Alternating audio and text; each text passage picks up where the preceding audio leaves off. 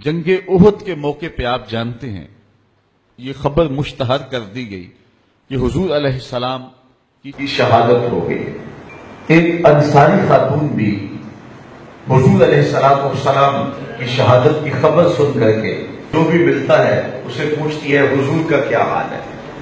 کسی نے کہا تیرا باپ شہید ہو گیا، اس نے کہا مجھے سناؤ حضور کا کیا حال ہے۔ پھر آگے گئی تو کسی نے کہا کہ تیرا بھائی شہید ہو گیا،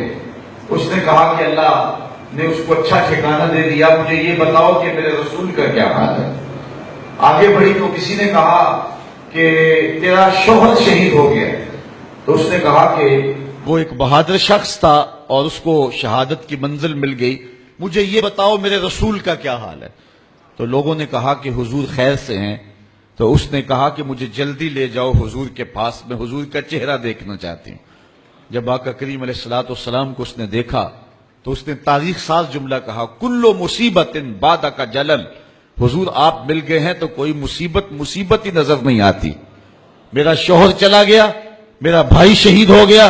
اور میرا باپ اس جنگ میں شہید کر دیا گیا، لیکن مجھے اس کا کوئی دکھ نہیں ہے، مجھے اس بات کی مسرت ہے کہ آپ خیر سے سلامت ہے۔ تو ہر مصیبت، ہر دکھ اور ہر اذیت جو ہے وہ مجھے گوارا ہے، میرے لیے وہ بہت چھوٹی مصیبت ہے، اور اگر آپ کو نہ پاتی تو یہ میرے لیے ایک بہت بڑی اذیت